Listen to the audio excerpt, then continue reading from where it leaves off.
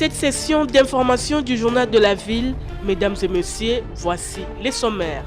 La Cour constitutionnelle a rejeté ce jeudi 8 février toutes les requêtes des candidats députés nationaux invalidées par la Commission électorale nationale indépendante. C'est tout pour les sommaires. Encore une fois, bienvenue dans ce journal.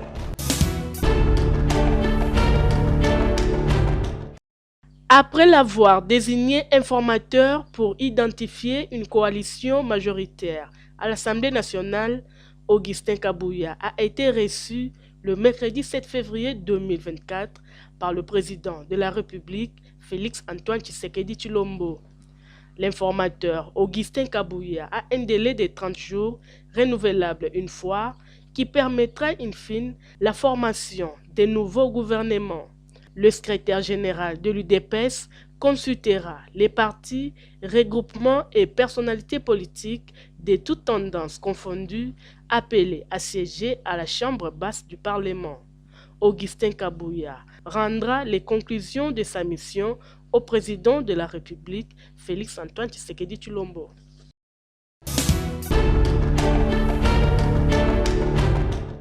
Lancement ce lundi 5 février 2024 au camp Lufungula par le gouverneur de la ville de Kinshasa, Jantini Ngobilambaka, des travaux de construction d'un conducteur moderne de plus de 300 mètres le long de la rivière Gombe. C'est l'entreprise Aronce Foussarl qui a été retenue pour l'exécution de ces travaux sous financement propre de la ville de Kinshasa. Nous avons assisté à une cérémonie inaugurale de la construction d'une canalisation d'eau de plus de 300 mètres. Tout ça dans le but de renforcer la vision du chef de l'État, qui est celui de voir le bien-être de Congolais, la salubrité de la ville-province de Kinshasa, qui a été inaugurée par le gouverneur de la ville-province de Kinshasa, son Excellence Jantini Ngobilambaka. Tosepeli na likanisi oyo gouverneur asali. Papa soto omona na kati ya kai sa passe makasi. Dans le souci d'offrir aux Kinoises et Kinois un environnement sain, Jantini Ngobilambaka a appelé la population de Kinshasa d'en faire bon usage. La nécessité de dits travaux s'inscrit dans le cadre de la vision qui ne cesse de monter à l'esprit, celle d'offrir aux Kinoises et Kinois un environnement sain, salubre et assaini. Cela corrobore au programme Kinshasa-Bopeto, une des priorités de ma mandature qui renferme les vraies prémices du développement de notre ville-province de Kinshasa. Cet ouvrage est d'une grande importance autant pour les occupants du camp Lufungula que pour toutes les populations habitant les environnements de l'avenue des Huileries, souvent submergées par les eaux de pluie diluviennes, en ce qu'il permettra leur évacuation en temps réel. C'est ici l'importance de rappeler aux contribuables de la Direction générale des recettes de Kinshasa, DGRK, de s'acquitter de leurs devoirs civiques en payant leurs impôts afin de doter la ville de Kinshasa des moyens pour réaliser sa politique et c'est pour le bonheur de notre ville Kinshasa.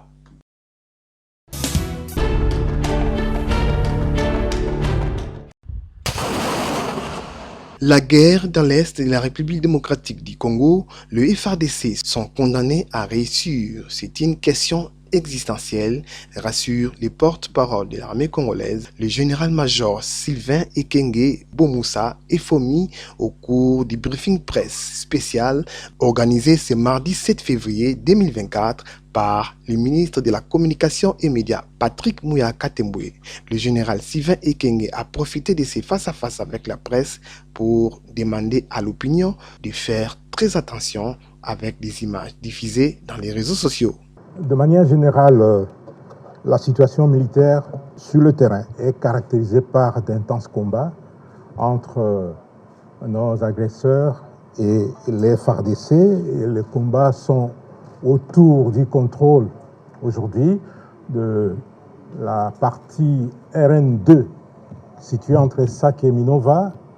Et depuis hier, nous contrôlons d'autres points comme Kiroche, et les combats sont en cours autour de Chacha. Pour les FARDC, elles sont engagées avec beaucoup de détermination, puisque c'est une question existentielle. Et là, on n'en déroge pas. Vous savez que le Rwanda s'est préparé depuis des années pour nous agresser. Et en réponse, nous aussi, nous avons commencé à nous préparer. Et nous nous préparons. Et le commandant suprême et le gouvernement de la République n'ont pas lésiné sur les moyens. Vous avez vu comment on a recruté les hommes, comment on les forme, on les entraîne. Et petit à petit, l'armée a pris des ailes, a commencé à monter en puissance. Et aujourd'hui, elle fait face à cette menace. Et les FARDC sont condamnés à réussir et à relever ce grand défi.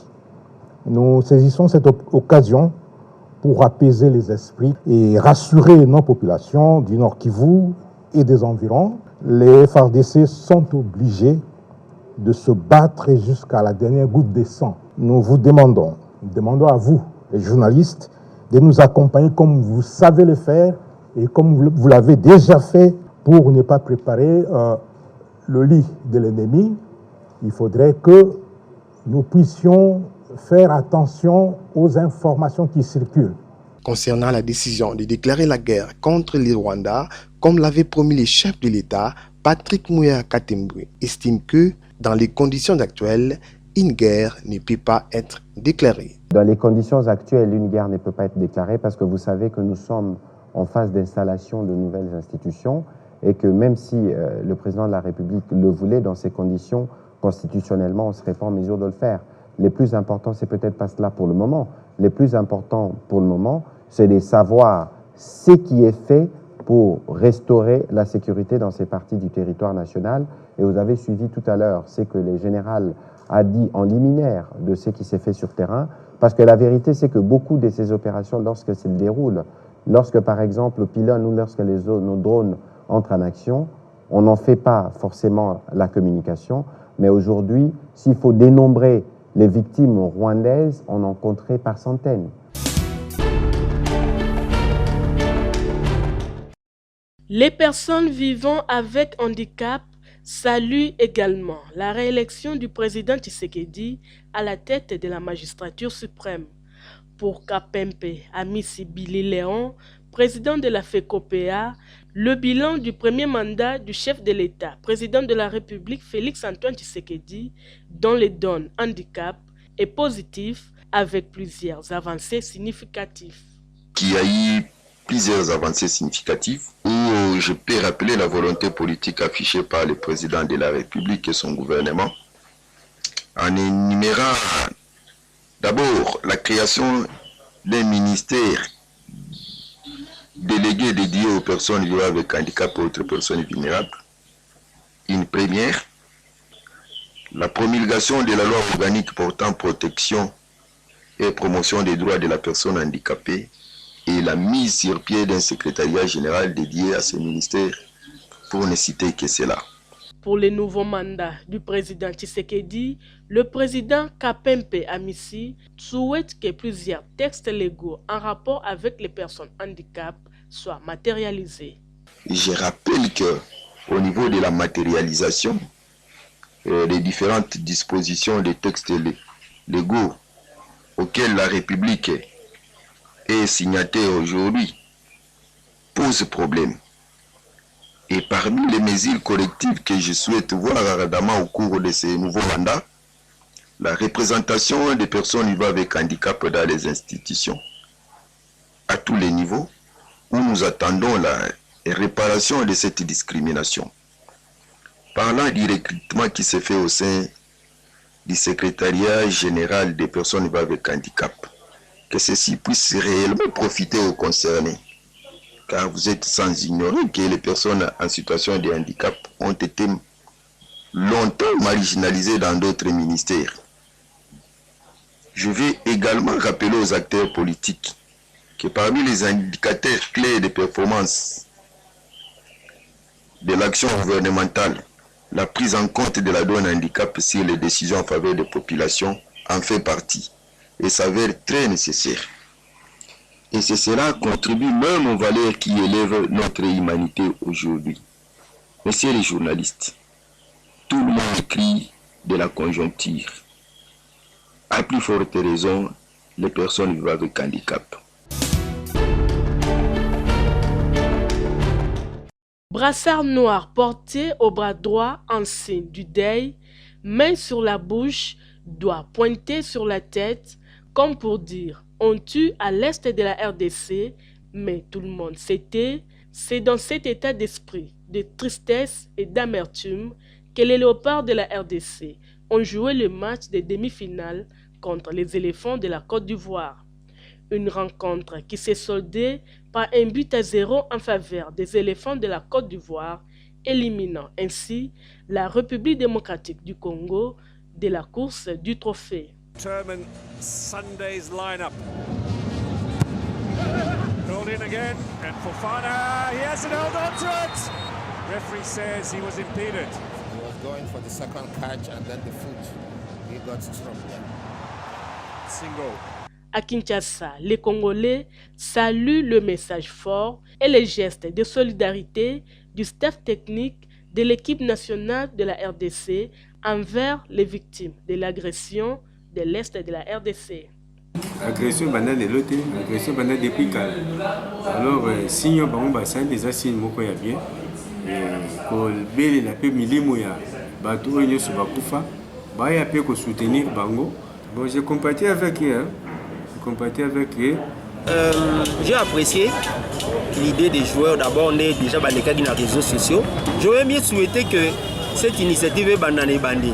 Car dans le premier match à Cannes, il fallait déjà, à partir de ce moment-là, dire à la face du monde que tu es robé ta balle, mais que tu as des problèmes. Alors, comme ils ont pris l'idée, bon, on le souhaite que et réveiller un peu le bateau, si la situation que traverser dans la RDCT, avoir conscience qu'il faut que le monde entier tout braquer un peu mis sur ce qui se passe à l'Est. Les gestes patriotiques, il faut les faire pour mais suite il y a guerre où on a imposé biso et celle qui va Au stade de Bimpe d'Abidjan, les supporters congolais qui étaient venus nombreux pour soutenir leur équipe ont été boycottés par les caméras de l'organisation de la Coupe d'Afrique des Nations Cannes. Des messages lancés sur les banderoles et sur les papiers, dénonçant ainsi la génocide à l'est de la RDC, n'ont pas été diffusés. Pour quelles raisons? Seule la Confédération africaine de football peut répondre à cette question. En attendant, la RDC qui sort tête haute de cette demi-finale continue sa course et affrontera le samedi 10 février 2024 les Bafana Bafana de l'Afrique du Sud en match de classement pour la 3e place.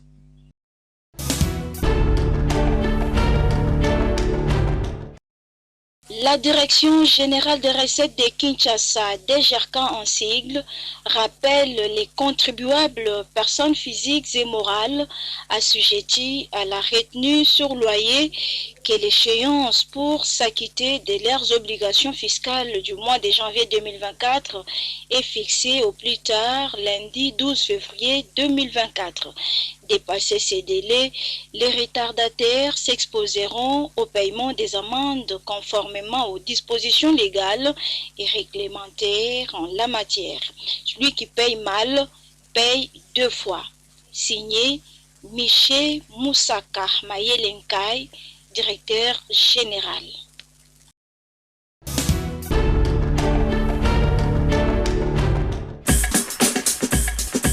C'en est fini avec cette session d'information du journal de la ville. Mesdames et messieurs, merci de nous avoir suivis. Le prochain rendez-vous est pris pour ce vendredi 9 février. D'ici là, portez-vous bien.